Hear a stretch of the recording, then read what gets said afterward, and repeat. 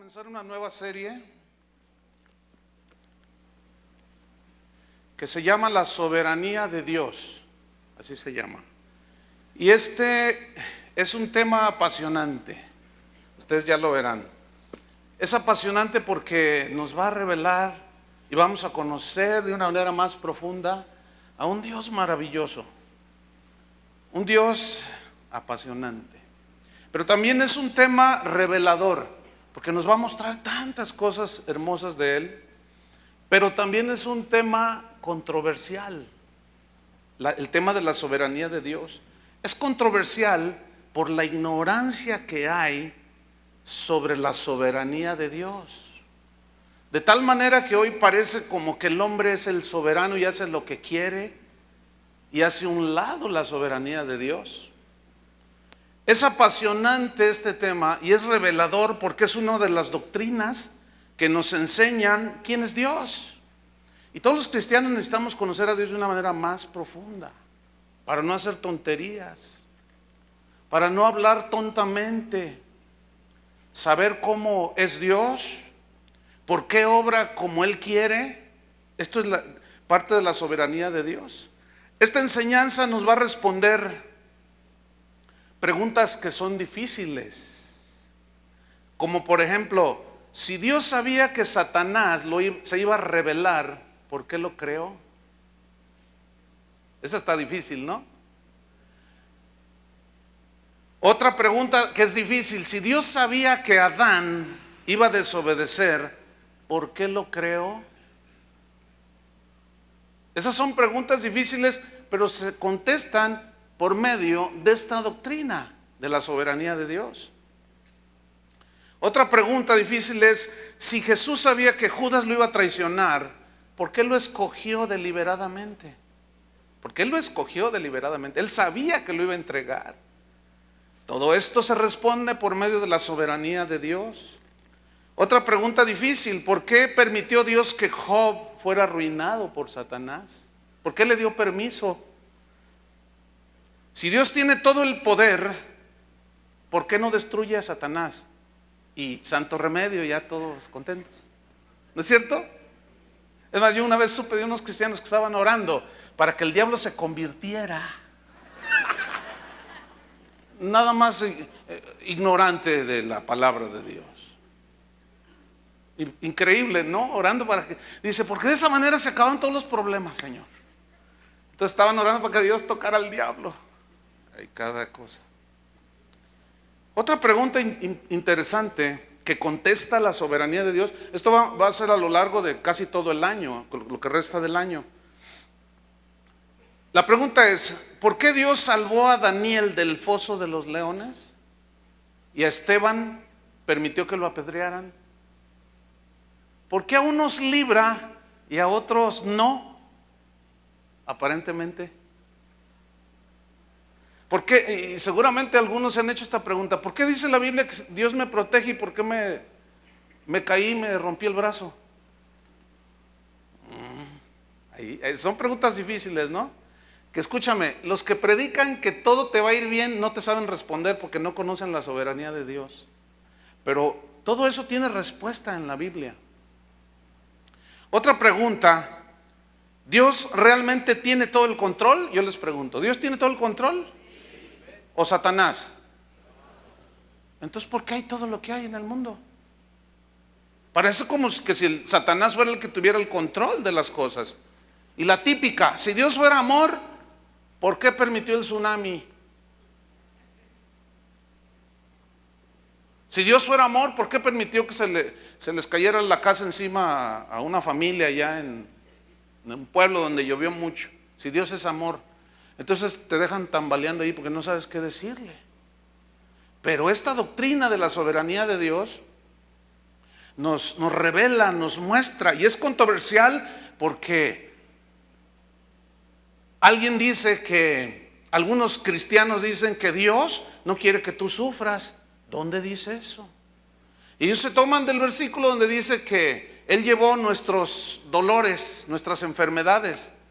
Entonces, como ya se las llevó, ya no tenemos por qué pasar nada de eso. Pero esa es una una media verdad, es una verdad a medias. Si es cierto que Él llevó todas nuestras enfermedades, pero todo tiene connotación espiritual, aunque también incluye lo físico. Pero entonces, si fuera así, ¿por qué los cristianos se enferman? También se enferman esos de la superfe, ¿eh? Más que ellos dicen que se fueron de vacaciones. Dios va a responder. Una pregunta que hace muchos años yo me hacía es: ¿por qué si Dios sabe mis necesidades antes de que se las pida, por qué me dice que le pida? ¿No es cierto? Porque una vez una hermana dijo: no, Dios me reveló que ya no le pidamos a Dios, que ya no oremos. ¿Cómo? ¿Por qué? Dice, la Biblia dice que Él conoce nuestras necesidades. Entonces, si las conoce, ¿para qué le pedimos? Pero en otra parte dice que haced conocidas vuestras peticiones delante de Dios. ¿Y qué con el sufrimiento? ¿Y qué con la adversidad? ¿Y qué la soberanía de Dios en la enfermedad, en el sufrimiento? ¿Qué con todo eso? Bueno, la Biblia enseña todas las páginas de la Biblia enseña acerca de la doctrina de la soberanía de Dios.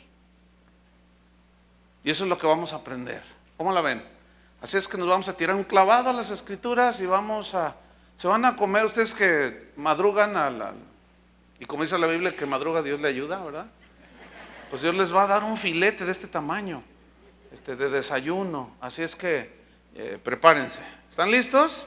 Bien. Vamos a definir lo que es la soberanía de Dios.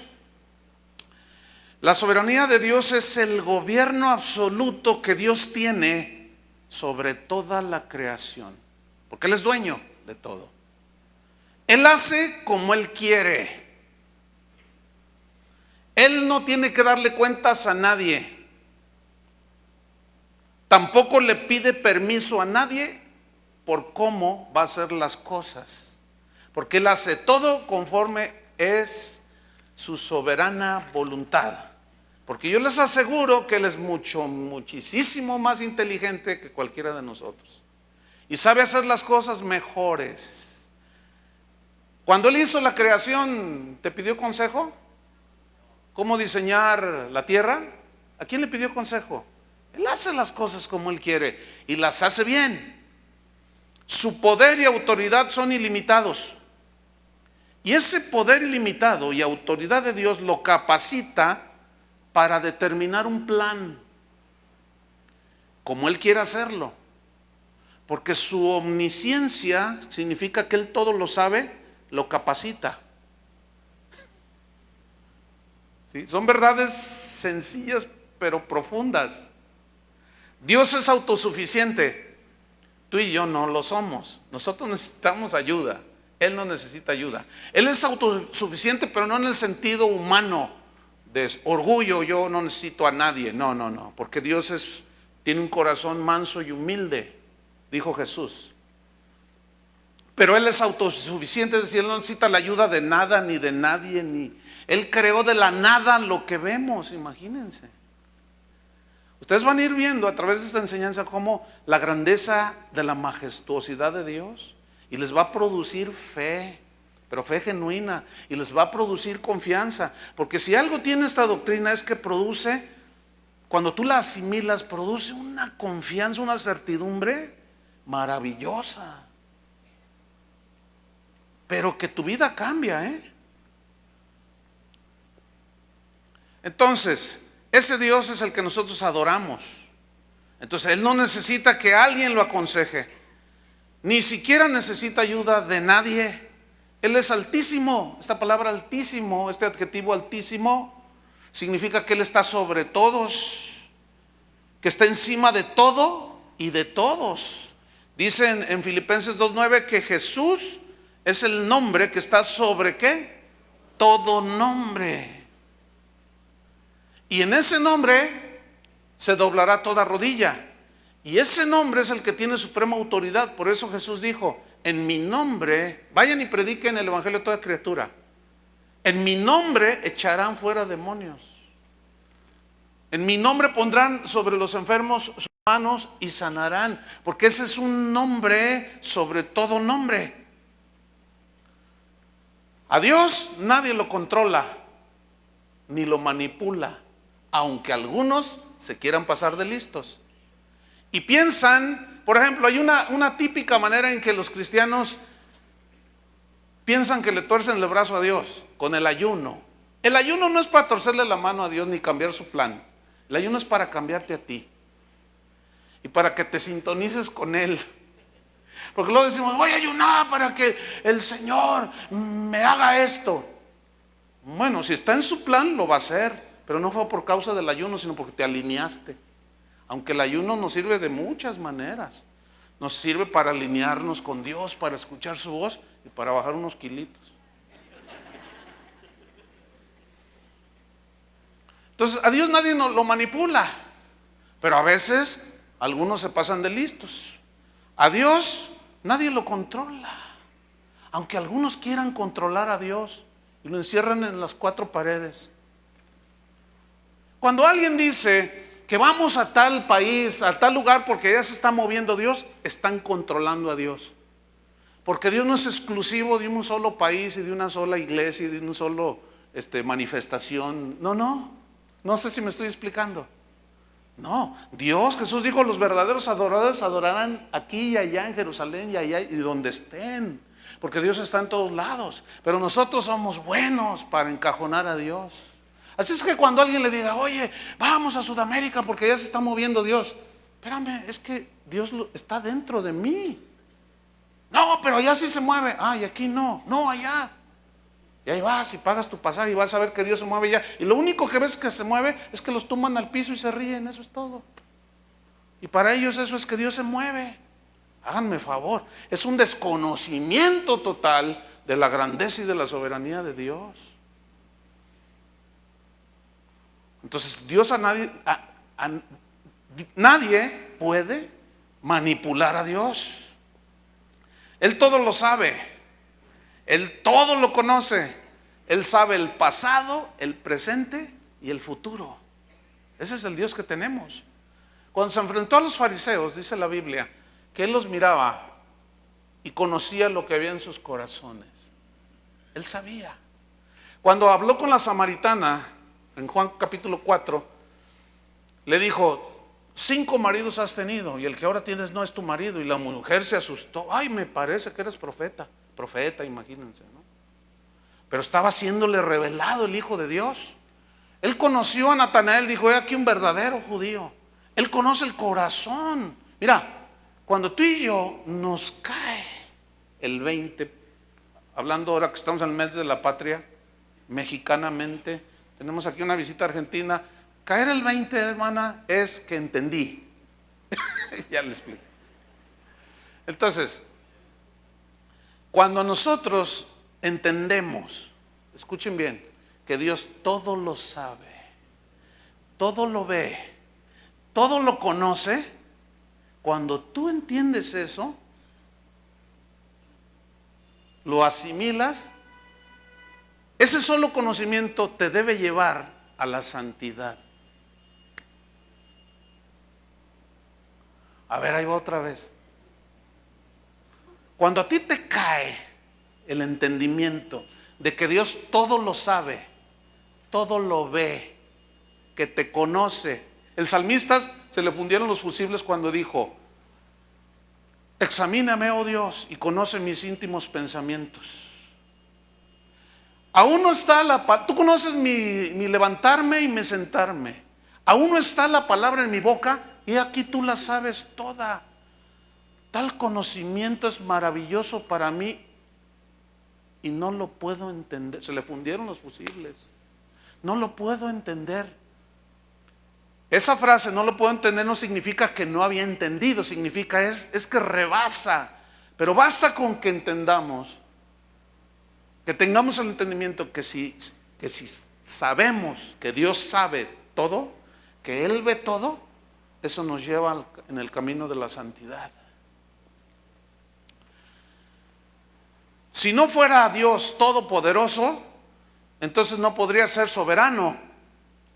¿Estamos? No podría ser soberano. entonces tampoco sería Dios. Entonces Dios ejerce su voluntad de una manera soberana. Él hace como Él quiere. Vamos a Efesios capítulo 1, versículo 11. Efesios 1, 11.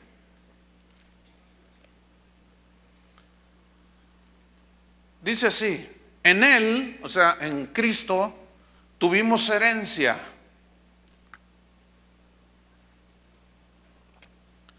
En Él tuvimos herencia, habiendo sido predestinados. Digan todos predestinados. ¿Qué es esta palabra? Esta palabra significa que Dios nos trazó un destino desde antes de haber nacido. Dice que Él nos conoció desde antes de la fundación del mundo. Él sabía y sabe quién iba a entregar su vida a Cristo. Él sabe quién va a entregar su vida a Cristo, como también sabe quién no va a entregar su vida a Cristo. Él sabe quién va a serle obediente, aún desde antes de que nazcan. Y Él sabe quién va a traicionar a Cristo, aún antes de que nazcan. Él sabe todo, por eso es Dios. Entonces dice que Él nos predestinó. Es decir, a los que hemos recibido a Cristo, Dios nos trazó un destino. Y ese destino es ser transformados a la imagen de su Hijo Jesús. ¿Por qué? Porque en el conocimiento de Dios, de la eternidad, del pasado, presente y futuro, Él nos trazó un destino. Por eso dice, hemos sido ¿qué? Predestinados. Sigo leyendo. Conforme al propósito, Dios tiene un propósito, y es ese: formarnos a la imagen de Cristo, parecernos más a Él, del que hace todas las cosas, escuchen aquí, según el designio de su voluntad. Designio de su voluntad, según el deseo, según lo que Él quiso hacerlo, como Él quiso hacerlo.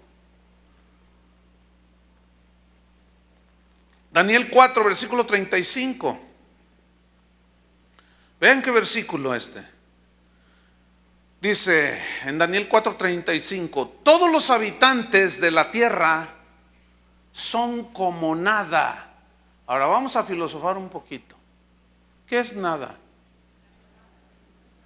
Sí, pero ¿qué es nada? ¿Alguien me puede definir lo que es nada? ¿Ah? ¿Qué es nada?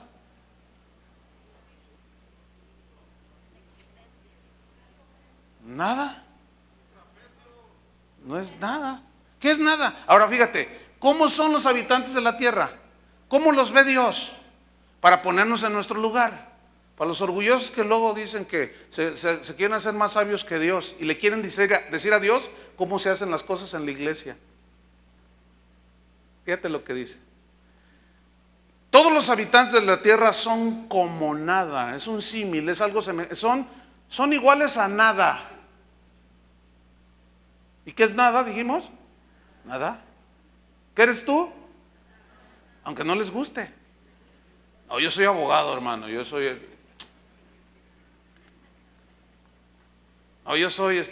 un hombre muy respetado en la comunidad. Pues Dios dice otra cosa. No nos gusta eso, ¿verdad? Ahora, de la nada, dice la Biblia que Dios escogió la nada y lo necio para hacer algo bueno. Ah, entonces ya los hijos de Dios somos otra cosa. ¿No es cierto? ¿Por qué? Porque Él así quiso. Dice, y Él hace según su voluntad. Ponga mucha atención. Y Él hace según su voluntad en el ejército del cielo. Él hizo los planetas, los ángeles, todo como Él quiso. ¿Por qué escogió la tierra y nos la dio como habitación? Porque Él quiso. ¿Por qué no la luna? Porque no quiso. ¿Y por qué no Venus?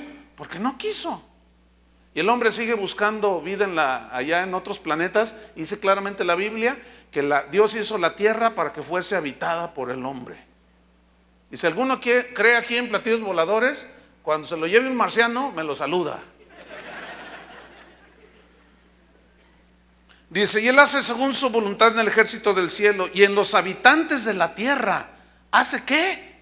Según su voluntad. Él hace como Él quiere. Escuche el fin de este versículo. Y no hay quien detenga su mano y le diga, ¿qué haces? ¿Quién? A ver. Aunque la típica pregunta, por la ignorancia, aquí es donde entra la controversia de esta doctrina, es que se muere tu abuelita de 385 años y todavía le preguntas a Dios que por qué. Digo, basta un pensamiento lógico.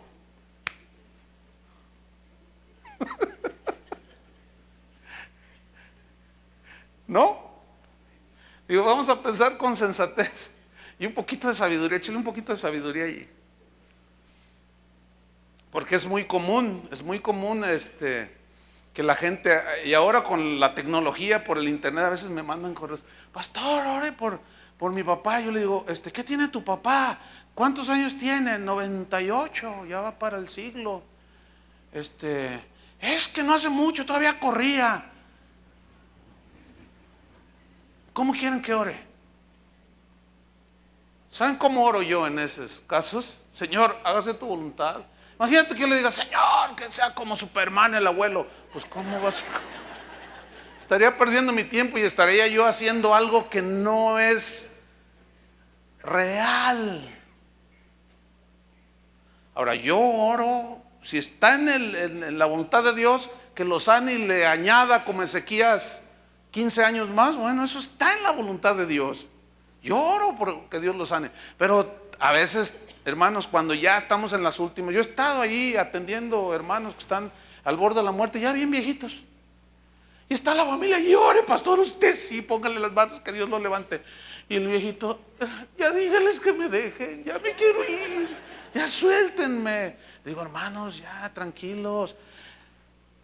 Luego se muere el viejito de 725 años y no aceptan la voluntad de Dios. No aceptan la voluntad de Dios. Y la pregunta típica, ¿por qué, Dios mío? ¿Por qué te lo llevaste dejándome a mí?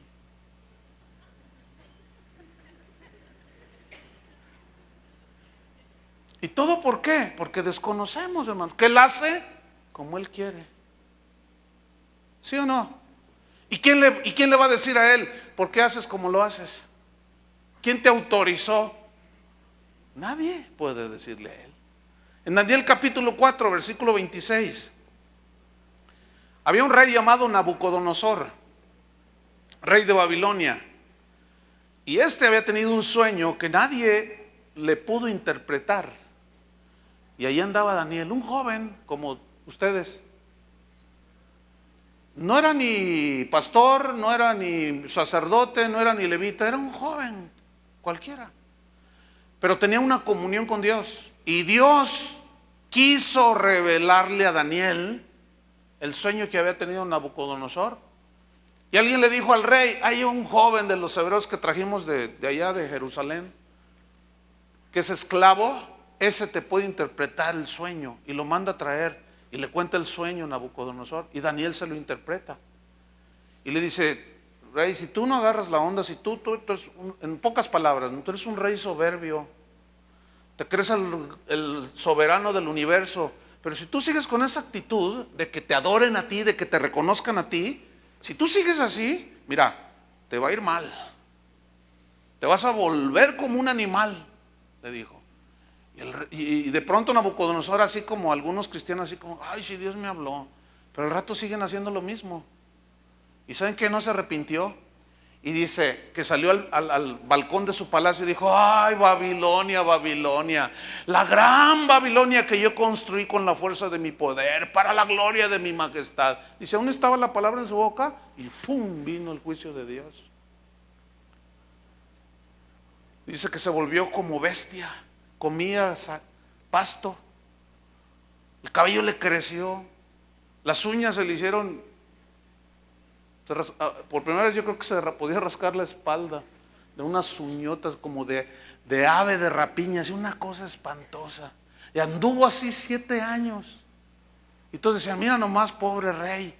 Pero pocos sabían cuál había sido la razón de que había perdido la razón por su soberbia y orgullo. Porque quiso serse el soberano y Dios le mandó su castigo. Pero dice que después de pasados 7 años, dice, alcé mis ojos al cielo y reconocí que Dios es el que gobierna. Dice, cuando Él hizo eso, inmediatamente me fue de vuelta mi razón. Y Dios me regresó el reino, dice. Y dice en Daniel, conviene que declare, decía el rey, las maravillas de Dios. Entonces, fíjense aquí lo que le dice en Daniel 4:26, al final del versículo.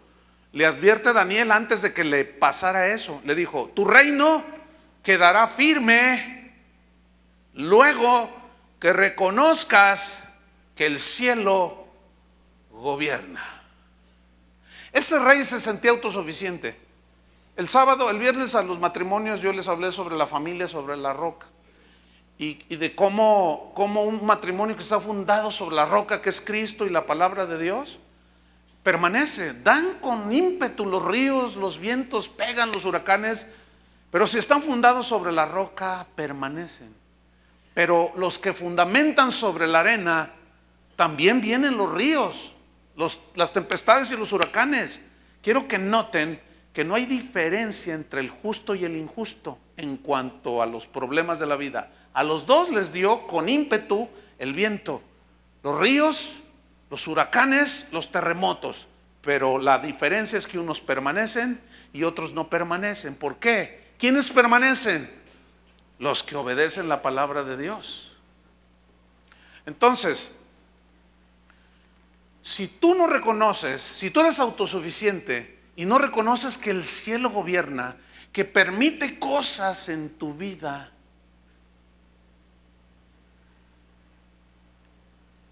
para tratar contigo, y entonces tú, en lugar de decir, Señor, ¿qué quieres enseñarme? Y estar contento con su voluntad, en humildad delante de Él, es cuando, al no reconocer y sentirnos autosuficientes, comenzamos a hundirnos, a hundirnos, a hundirnos. Y luego la esposa le dice al marido, vamos a pedir consejo. Dice, no, a mí nadie me aconseja, yo puedo salir solo de estos problemas. Sí, cómo no. Hasta que no reconozcas que el cielo gobierna, hasta que no reconozcas que Dios está tratando contigo. A lo mejor a algunos ya les empezaron a crecer las plumas o las uñas, y empiezan a comer como Nabucodonosor, para que no se diga feo.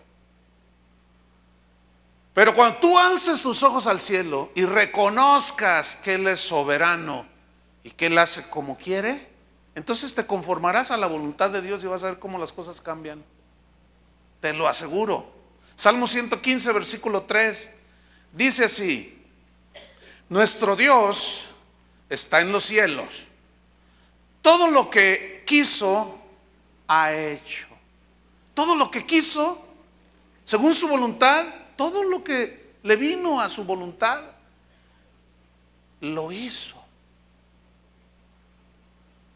En el libro de los Hechos narra una historia muy, muy tremenda. Jesús les dice a los discípulos: ustedes me serán testigos en Judea, en Jerusalén, en Samaria y hasta lo último de la tierra. Es decir, van a ir a testificar de mí, los había encomendado. Pero ellos se quedaron en Jerusalén. Y el Señor les dijo, vayan. Pero ellos se quedaron en Jerusalén. Entonces, permite Dios un látigo que se llamaba Saulo. ¿Sí saben quién es Saulo, no? Dios permitió que ese Saulo se levantara y persiguiera a la iglesia. Y los mataba. Los agarraba, los golpeaba, los metía a la cárcel y a otros los asesinaba. Él consistió en la muerte de Esteban. Entonces, como se fue detrás de la iglesia y comenzó a perseguirla, los cristianos salieron dispersados por todo el mundo. Y el Señor dijo, bueno, no dice así la Biblia, pero se entiende. Yo les dije que fueran y ustedes se quedaron.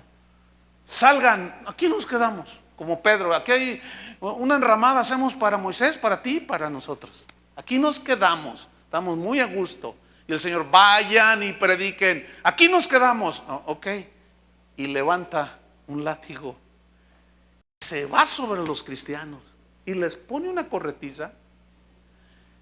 Y resulta que Dios usó eso para cumplir su propósito de llenar toda aquella región con el evangelio, porque dice la Biblia que a donde quiera que iban los discípulos iban predicando la palabra de Dios. Es mejor obedecer, ¿no? Pero si no lo hacemos, Dios sabrá cómo hacerle para que cumplamos su propósito. Entonces un día está orando uno, allí se llamaba Ananías, y está orando, adorando al Señor. Y casi al mismo tiempo, Pablo va con cartas en la mano detrás de la iglesia, persiguiendo la iglesia, y va camino a Damasco. De pronto Dios quiso, por su soberana voluntad, revelarse a Pablo, y se le aparece en el camino. Y era tal la gloria del Hijo de Dios, de Jesús, que Pablo cayó en tierra y le dijo: ¿quién eres, Señor? Y Jesús le dijo: yo soy Jesús a quien tú persigues. No, a ti no, a los locos esos aleluyas. Lo que les haces a ellos me lo haces a mí. Le dice el Señor: dura cosa te es dar cosas contra el aguijón. Déjame ilustrarte lo que significa eso. Ponte a darle de patadas a una cobra, a ver si le ganas. No le vas a ganar, ¿verdad que no? ¿Qué le haces con un puntapié? No le haces nada. En cuanto tú le tiras el primer puntapié, ya te agarró.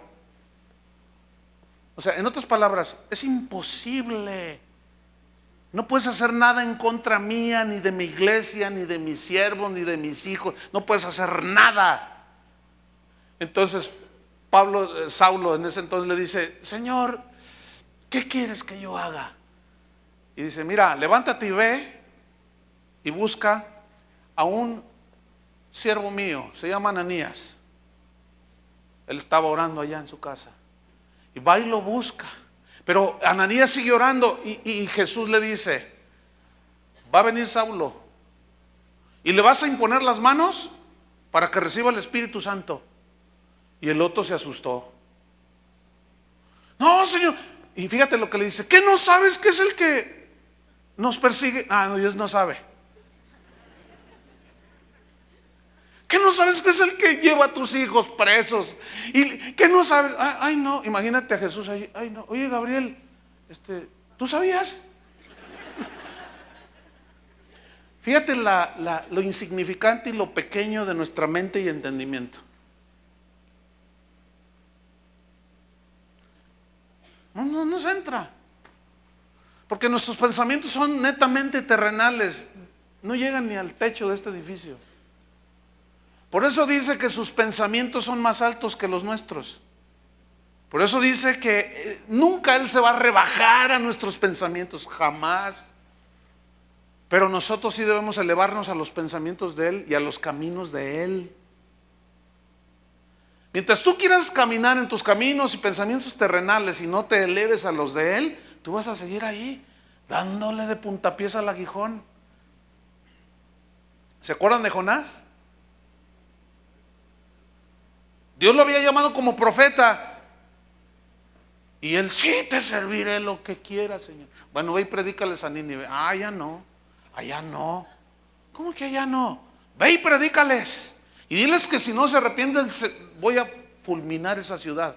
Ah, no, yo no voy, dice. Y se va. Paga un pasaje, se sube a un barco y dice que cuando iban ya en alta mar, Dios levantó una gran tempestad. ¿Quién levantó la gran tempestad? No fue el diablo. Dice claramente que fue Dios. Pero ¿qué hacemos los cristianos de hoy? Apenas tienes una pruebita, Satanás ya me trae, dicen. A veces sí, pero la mayoría de las veces no. Porque como eres hijo de Dios, el que trata contigo es Dios, aunque a veces usa Satanás, como en la vida de Pedro. ¿Están entendiendo? Ahora, tú dirás: ¿y por qué tiene que ser así? Ni preguntes. Dios lo quiso hacer así. ¿Por qué? Porque Él quiso. ¿O qué? ¿Le vas a decir que así no lo haga? Después, Jonás les dice: yo sé que por mi causa está este problema aquí en el barco, tírenme al mar y se les aquietará todo. Y no le hicieron caso. Ellos siguieron tirando cosas para que la barca se aligerara. Finalmente dijeron: no, no será cierto, pero órale que lo tiran. Y dice que cuando lo tiraron al mar, se aquietó el mar. Pero luego dice: y Dios preparó un gran pez que tragase a Jonás. ¿Quién preparó el pez? ¿Eso dice su Biblia? Entonces, ¿por qué algunos ahora nos han querido hacer creer que todo lo malo y adversario que pasa es por obra de Satanás?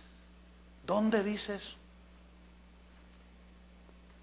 ¿Sabe dónde dice eso? En su libro llamado Ignorancia. Porque eso no dice la Biblia. La Biblia dice que Dios preparó, Dios levantó, permitió, fíjense la sabiduría de Dios. Permitió que Saulo se levantara, pero a la vez sabía que Saulo se iba a convertir. Ya se me botó el fusible. Ya. ¿A ustedes también? Cuando hay mucha energía se botan las pastillas y ya no pasa la... Es que eso tú dices, con razón Pablo después dijo: oh, profundidad de las riquezas de la ciencia y de la sabiduría de Dios. Cuán insondables son sus juicios e inescrutables sus caminos. ¿Quién entendió la mente del Señor? ¿Quién le instruyó? Estaba maravilladísimo. Pero entendía la soberanía de Dios. ¿Quién preparó el pez? Dios. Volvamos a Ananías. Señor, ¿qué no sabes? Que este es el que nos mete a la cárcel. Dice: mira, tú no discutas, porque instrumento escogido me es este. O sea, Pablo. ¿Instrumento qué? Escogido. Y en la mente humana lo primero que hacemos es: pero ¿por qué escoges por qué lo escogiste a él? No podemos ponernos a discutir con Dios, hermanos. Fíjense, el viernes recibí un correo bien, déjame decir más o menos lo que decía. Decía: pastor, no sé quién sea, pero aparentemente parece ser como que es de acá de Sudamérica. Por el correo, ¿no? Ya ve que dice NI Nicaragua, AR Argentina, entonces es de allá de Sudamérica. Y decía: pastor, quiero felicitarlo porque usted es un gran orador. Usted tiene un don de convencimiento extraordinario. Lástima que no conoce el Evangelio. Fíjese nomás. Dice: yo predico mejor que usted. Bueno, pero ¿por qué estoy yo aquí en casa de oración? Porque yo quise. Por favor. ¿Sabe qué? Yo no tenía en mis planes. Yo tenía otros planes. Pero Dios sabía y tenía un destino para mí. Y Él sabía que yo lo iba a aceptar en mi corazón. Y Él me escogió, como te escoge a ti, como escogió a Saulo, como escogió al que Él escoge. Por su soberana voluntad, hermanos. Entonces, cuando yo me pongo a decir: no, es que aquel hermano, a aquella hermana, claro, ahí están los falsos profetas. Esos dice Pablo en Tito 1:11 que hay que callarles la boca. Pero hay gente genuina. Y el que es llamado por Dios de una manera genuina y alguien se mete queriéndolo quitar de allí, se mete con Dios. Porque es como decir: Señor, ¿por qué pusiste a esta persona aquí? Te faltó inteligencia, me hubieras puesto a mí. Entonces dice en el correo ese: yo lo hago mejor que tú. Entonces yo le respondí, le dije: oye, pues mira, pues la verdad yo hasta allí me alcanza el entendimiento, pero te invito a que nos vengas a enseñar el verdadero evangelio. Pues no me ha contestado. O sea, lo que me estaba diciendo es: si yo tuviera el foro que tú tienes, yo lo haría mejor. Yo no sé qué estás haciendo ahí. Bueno, a lo mejor no enseño bien, no lo sé, pero Dios me llamó porque Él quiso. Tú viniste a este lugar Él ya sabía que tú ibas a venir, ¿no es cierto? ¿Por qué te plantó la congregación? Porque Él quiso. ¿Están entendiendo algo sobre la soberanía de Dios? Que Él escoge como Él quiere. Entonces Dios ejerce su poder soberano de una manera soberana. En Jeremías 32, versículo 27 dice así. Jeremías 32, 27. He aquí, dice, yo soy Jehová, Dios de toda carne. Escuchen esta frase que viene a continuación. Abran su corazón porque esta frase es poderosísima. He aquí yo soy Jehová, Dios de toda carne. ¿Habrá algo que sea difícil para mí? Voy a leerla de nuevo. Dios está hablando aquí. ¿Habrá algo que sea difícil para mí? Dice el Señor. Pero en nuestra perspectiva humana, nuestra mente finita y terrenal, decimos, ya todo está perdido. Esto ni Dios lo puede arreglar. Señor, ¿por qué me has abandonado? Señor, y empezamos a decir cosas sin sentido. ¿Por qué las decimos? Porque ignoramos la soberanía de Dios. Quiero que caigan en cuenta, todo esto que estamos hablando cabe perfectamente en Romanos 8:28. No es necesario que lo busquen. Deberían de aprendérselo ya de memoria ese versículo. Es más, se los dejo de tarea y el domingo de uno por uno va a pasar al micrófono aquí, a que lo diga.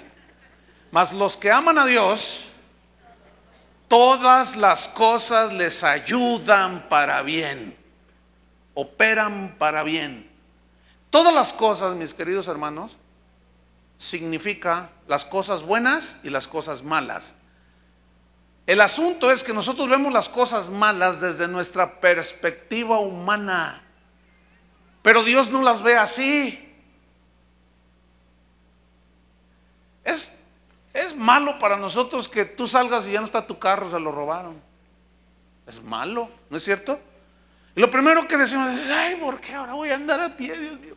¿Estás viendo, Señor? Que no está viendo Él. ¿Tú crees que Él no estaba viendo que te lo estaban robando? ¿Por qué no espantó al ladrón? ¿Y por qué a otros sí los espanta? Porque Él tiene un plan. El asunto es que todas las cosas nos ayudan para bien, cosas buenas y malas. Porque nadie piensa cuando le sucede algo que Dios te está haciendo algo bueno, porque no nos entra. No nos entra. José tenía una revelación de la soberanía de Dios extraordinaria. Sus hermanos lo vendieron, lo golpearon, lo metieron a la cárcel, abusaron físicamente de él de una manera, lo golpeaban, le decían, era tremendo, pero nunca dijo nada. Y cuando estaba en Egipto, les dijo a sus hermanos, no se preocupen de haberme vendido acá. Dios tenía todo preparado. Ese sí conocía a Dios. Tú y yo, mira, ya ayuno de 40 días, una cadena de oración para reprender al diablo y un montón de rollos. Y nunca levantamos la vista y decimos, Señor, ¿qué me estás enseñando? ¿Qué me quieres enseñar a mí? ¿Qué me estás diciendo? ¿Qué quieres, Señor, hacer conmigo? Estoy listo para que lo hagas. Y mira, eso es otra cosa. ¿Habrá algo que sea difícil para mí? Un día Jesús les dice a los discípulos, súbanse a la barca y váyanse al otro lado, a la otra orilla. Y ahí van, y Jesús se quedó orando acá. Dice que a medianoche, pues ellos ya habían avanzado en el mar. Jesús, la única manera de poderlos alcanzar era caminando sobre el agua. Y fue y caminó sobre el agua. ¿Se acuerdan de ese pasaje en el Evangelio? ¿Habrá algo difícil para él? Pero escucha, hay un pasaje donde les dice, subamos a la barca, pasemos al otro lado. Y ahí van. Entonces dice que Jesús se metió a dormir en el fondo de la barca. A dormir, estaba cansado. Había ministrado a mucha gente, había orado por mucha gente, estaba físicamente cansado. pero había una lección. Él sabía lo que iba a pasar, ¿a poco creen que no sabía? Y fue y se durmió. Y dice que a media travesía empezaron los vientos. Y en esa barca iban puros cristianos.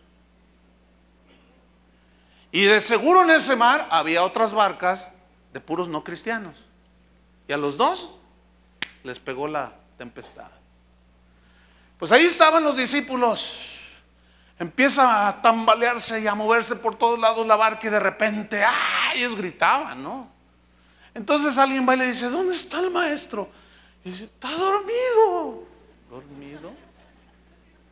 Dormido. Entonces van y lo regañan. Señor, mira, no tienes cuidado. Le dice, sálvanos que perecemos. No tienes cuidado. Ahora, él dijo, pasemos al otro lado.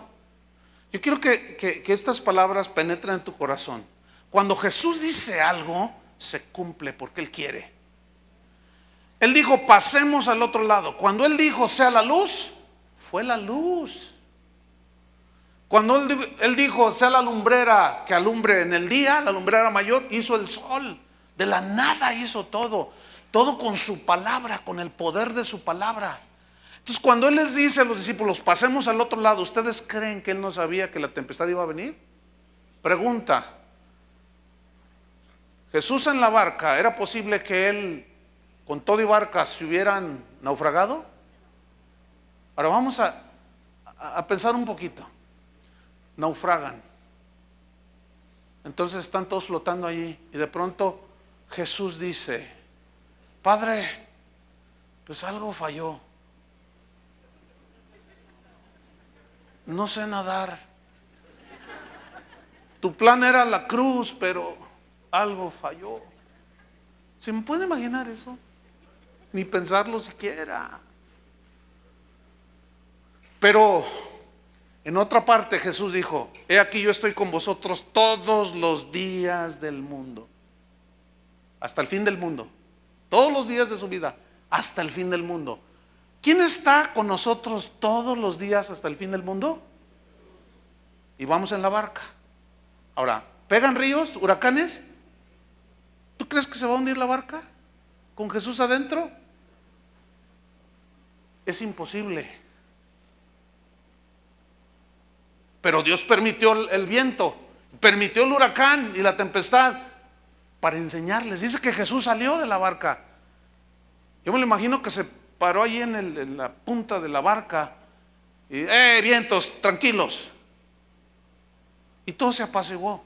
Y todos dijeron, ¿quién es este que a los vientos ordena y menguan y desaparece la tempestad? Fíjense, ¿quién es este? Todavía no lo conocían en la dimensión que Él quería que lo conocieran. Y así hay cristianos ahora. Viene una tempestad, viene un problema, se quedan sin trabajo, qué sé yo, se enferman, qué sé yo, y es la tempestad. Pero allí está Jesús. ¿Están entendiendo? Ahora no digas, ¿por qué yo? ¿Por qué permite? Él tiene un plan. Lo que sí te aseguro es que no se te va a hundir la barca.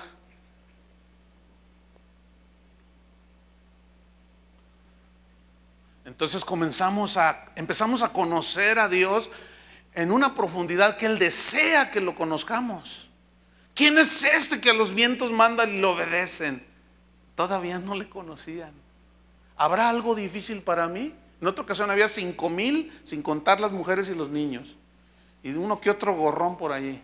O sea, de esos que se meten nomás van a ver qué sacan y a la comer gratis. Entonces Jesús dice, sabiendo lo que iba a hacer, así dice el Evangelio, les dijo a los discípulos, danles de comer. Para enseñarles que cuando estén con Él, estando con Él, nada es imposible. Que Él no nos abandona. Aunque estés llorando, ahí está Él. Es que no lo siento. Es que el cristianismo no es si lo sientes o no, el cristianismo es de fe. Denles de comer. Ay, Señor, dices, son un montón de gente y dices, mira, nada más hay tantos denarios. Con esto no se alcanza para nada. Y luego dice otro, aquí hay un niño que vino a ofrecer unos panes y unos peces, mira. pero ¿qué es esto para tantos? Tráigamelos. Los toma, da gracias a Dios, les da a ellos y dice, ahora repártanles ustedes a la gente. Fíjate la gracia y la bondad y la misericordia de Dios. Multiplica, les dice a sus discípulos, ahora ustedes repartan. ¿Qué hacen ahora? Ahora se los venden. Pacte con Dios, tráigame $20 al mes, yo voy a orar y para que Dios le haga el milagro. ¿Saben por qué abusan de la gente? Por la ignorancia que hay. Pero aquellos discípulos no se quedaban con nada y repartieron todo y dieron de comer y todavía sobraron 12 cestas. Y el recalentado sabe mejor, ¿no es cierto? ¿Habrá algo imposible para mí? Dice. ¿Habrá algo imposible para Dios? No hay nada imposible para Dios.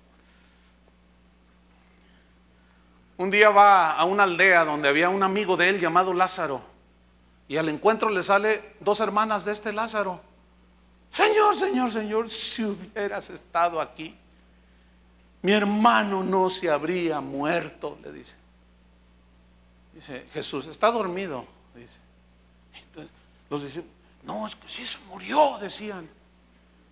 Pero dice ahí el Evangelio, esto decía del sueño de Lázaro, pero había muerto. Y claramente les dijo, no está dormido, Lázaro ha muerto. Pero sus hermanas le dijeron, Señor, si hubieses estado aquí, mi hermano no habría muerto. Ahora, fíjense, llévenme donde él está. Y llega y se para enfrente de la tumba. Ábranla, muevan la piedra. Y dice una de sus hermanas, no, hiede ya, porque es de 3 o 4 días, ya huele mal.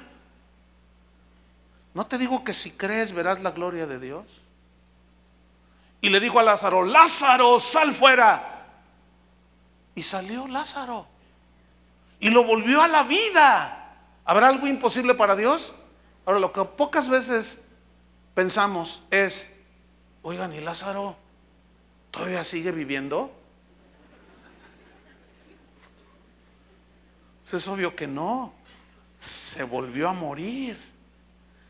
Ese es de los pocos que se ha muerto 2 veces.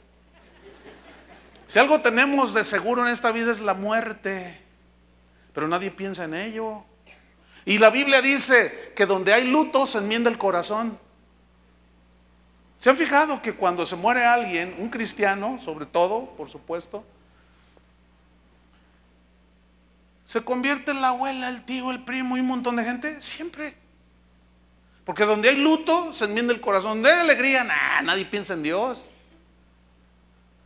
Cuando se murió mi papá, no sé cuántos, algunos que están aquí acompañaron ahí el proceso fúnebre. Ya lo íbamos a sepultar. Y en eso llega la familia de mi papá, hermanos, primos y gente, ¿no? Y algunos son cristianos y otros no. Entonces todos íbamos caminando. Y de pronto siento que alguien me abraza gritando por la espalda. Chuyito, me dice. Ay, tu papi. Y era una hermana de él. Entonces los hermanos me dijeron, oye, no es cristiana, ¿verdad? Le digo, se nota, ¿verdad? Se notó perfectamente quiénes eran cristianos, de los que vinieron y los que no eran. Los que no eran, no, pues me tiro con él. Yo, cálmese, tía, cálmese. No lo va a hacer. Lo va a hacer. Lo único es que como se les acaba el mundo, se les cierra el mundo. Y luego mi mamá estaba ahí, ¿verdad? Y un familiar le dijo, ay, yo no entiendo por qué no llora. Le dice, no, pues es que está mejor que nosotros, le dice mi mamá. Está con el Señor, si me duele. Ay, pero no entiendo. Pues, ¿cómo va a entender? ¿Por qué? Decía. Le digo, bueno, porque ya era hora. Ya Dios se lo quiso llevar. Pero, ay, ¿y no te duele? Claro, es mi papá, pero yo no me voy a pelear con la voluntad de Dios. Hace poco me llegó un correo que se murió una persona. Esto fue aquí en México, en el sureste de México. Se murió, fueron y lo enterraron. Entonces sale, no faltan los hermanitos fanáticos, ¿verdad? Yo sé que Dios sigue resucitando muertos, pero ay, hermanos, fíjense lo que pasó. Se muere esta persona lo entierran, entonces por allí salen unos hermanos, no, Dios nos dijo que lo va a resucitar. Y fueron en la noche y lo desenterraron. Y lo llevaron a la iglesia y entre ellos al pastor. Ya estaba todo descompuesto. Y lo pusieron allí, hagan de cuenta que lo pusieron aquí. Y empezaron a orar. Y ahí estaban en una cadena de oración. Y 12, es un delito ir a sacar muertos del panteón. Es un delito. Pero a ellos no les importó porque Dios les había dicho, háganme usted favor. Total, lo llevan, ya están orando, y ay, que no sé qué, y que en el nombre de... Y nada. Y el olor empezó a salir de la iglesia. Y los vecinos, ¿qué tanta gritería y qué tanto olor tan feo? Pues no faltó quien se metió ahí y se dio cuenta que tenían al que habían enterrado. Fíjense qué ridículo, hermano. El que se había muerto no resucitó. Y llegó la policía y el primero que agarraron fue el pastor. Mira, cuando te mueras yo te dejo allí. A mí nunca me ha dicho Dios. Hay una emoción de decir, ay, era joven. Y de pronto viene, pero tú puedes orar que se levante. Toño Lázaro, el hermano, el ministro que está aquí con nosotros, que ministra en las misiones, él ha estado con gente y ha presenciado ese tipo de milagros con los indígenas en Michoacán y con los huicholes en la sierra. Pero ese tipo de eventos son extraordinarios por la soberana voluntad de Dios. Pero todos pensamos que todos los hermanos que se mueran hay que ir a resucitarlos. No, déjenlos allí. Eso es nada más porque Dios quiere hacerlo, pero es un evento extraordinario, no es algo cotidiano. ¿Pero por qué pasa eso? Porque desconocemos que Dios ejerce su poder soberano. Vámonos rápido allí al Isaías 40, versículo 12. Dice, ¿quién midió las aguas? Isaías 40, 12. ¿Quién midió las aguas en el hueco de su mano?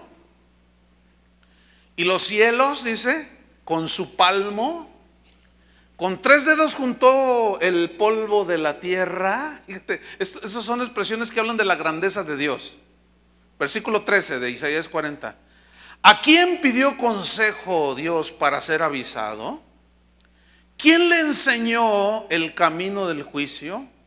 ¿O le enseñó ciencia? ¿O le mostró la senda de la prudencia? ¿Quién le enseñó a Dios, hermanos? ¿Quién le aconsejó? Fíjate lo que dice en Hebreos 1:1. Sí, abran su Biblia allí. Hebreos 1:1. Fíjate qué versículos, Estoy hablando de cómo Dios ejerce su poder soberano. Cómo ejerce su soberana voluntad, su poder soberano. Dice en Hebreos 1:1, Dios, habiendo hablado muchas veces y de muchas maneras, en otro tiempo a los padres por los profetas, en estos postreros días nos ha hablado por el Hijo, a quien constituyó heredero de todo y por quien asimismo hizo el universo, el cual, siendo el resplandor de su gloria y la imagen misma de su sustancia, escuchen, y quien sustenta todas las cosas con la palabra de su poder. ¿Cómo sustenta todas las cosas? ¿Habrá algo imposible para Dios? Si tú logras que esto penetre en tu espíritu, en tu corazón, y llenas tu mente de esto, te va a producir una fe genuina, te va a producir una certidumbre y una seguridad extraordinaria. Y no tendrás temor de malas noticias. Y sabrás que cualquier cosa que sucede, si Dios se preocupa y sabe cuando un pajarillo cae en tierra, dijo Jesús, que no vas a ver cuando tú lloras allí en la soledad de tu recámara. ¿Tú crees que Él no te ve? ¿Tú crees que Él no sabe que perdiste el trabajo? ¿Tú crees que no sabe que estás en una situación difícil? ¿Tú crees que Él no sabe? ¿Tú crees que ya perdió el control? ¿Tú crees que Él se le cerró el mundo y no sabe qué hacer contigo? El asunto es ¿cómo Dios va a obrar para ti? Eso sí, yo no lo sé. Pero Él lo va a hacer conforme su voluntad y como Él quiera. Pero sí te aseguro una cosa, siempre será para bien, aunque nos duela. ¿Cuántos dicen amén? Aleluya. Sustenta todas las cosas con la palabra de su poder, habiendo efectuado la purificación de nuestros pecados, por medio de sí mismo se sentó a la diestra de la majestad en las alturas. Entonces Dios ejerce su poder soberano, pero también ejerce su autoridad de una manera soberana, ejerce su autoridad, su poder. En Romanos 9, versículo 17 al 21, ahí dice claramente: ¿y qué? Queriendo Dios mostrar su poder, endureció el corazón de Faraón para demostrar su poder y su gloria. ¿Qué? Y tú dirás, ¿y por qué haces las cosas así? Y pregunta el apóstol, ¿qué acaso le dirá el vaso de barro al alfarero? ¿Por qué me haces así? ¿Qué no tiene poder el alfarero para hacer de la masa un vaso de honra y otro para deshonra? ¿Y qué? Si queriendo Dios mostrar su poder, levantó a Faraón para mostrar su poder. ¿Quién le va a discutir? Yo no me voy a poner a discutir con él. Dios determina todo lo que quiera por su voluntad. Su poder ejecuta su voluntad. Su poder ejecuta su voluntad y nadie lo puede detener. Y su autoridad gobierna como Él quiere. Quiero decirles que ese es el Dios al que servimos. Ese es el Dios al que servimos. La soberanía de Dios pues nos revela su gloria, su poder, su dominio y su autoridad. Por eso sus hijos nos humillamos delante de Él. Por eso los cristianos solo adoramos a un solo Dios. Por eso los cristianos solo caminamos en obediencia y sumisión ante su grandeza. Por eso nosotros no le damos la gloria al hombre, que es nada. Y cuando nosotros reconocemos la grandeza de Dios, conociendo la soberanía en su voluntad, su soberanía en su poder, su soberanía en su dominio, entonces, ¿qué más queda? Más que una total confianza en que estamos en las manos de Dios. Amén. A medida que vamos a ir enseñando esto, va a ir creciendo en ustedes, en todos nosotros, una confianza extraordinaria en Jesús. Una confianza que, aunque veamos que el mundo se esté cayendo a pedazos alrededor nuestro, esto nos va a enseñar y nos va a revelar y nos va a dar respuestas de por qué y cómo hace Dios las cosas. ¿Y por qué a algunos les da más que a otros? ¿Por qué a algunos los mantiene del pan necesario y a otros les da, ay, le diste mucho a aquel? ¿Por qué? Pues, hermano, no discuta. Y esto nos va a producir una paz extraordinaria. Como la paz que tenía Cristo cuando estaba la tempestad y estaba dormido. Eso es nuestro inicio de esta nueva serie. ¿Cuántos quieren agradecerle a Dios? Póngase de pie. Levanta sus manos a Dios. Solamente ante Él, hermanos. Nosotros los cristianos no debemos de darle honra a ningún hombre, por más ilustre y por más sabio que sea, por más lo que usted quiera. No, hermanos. Nadie es Dios más que nuestro Dios.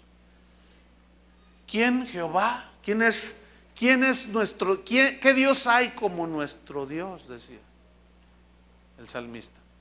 ¿Quién? Job un día se puso en su debilidad a preguntarle a Dios, y Dios le contestó y le dijo: Job, con paciencia a Dios, porque también Él entiende nuestra debilidad.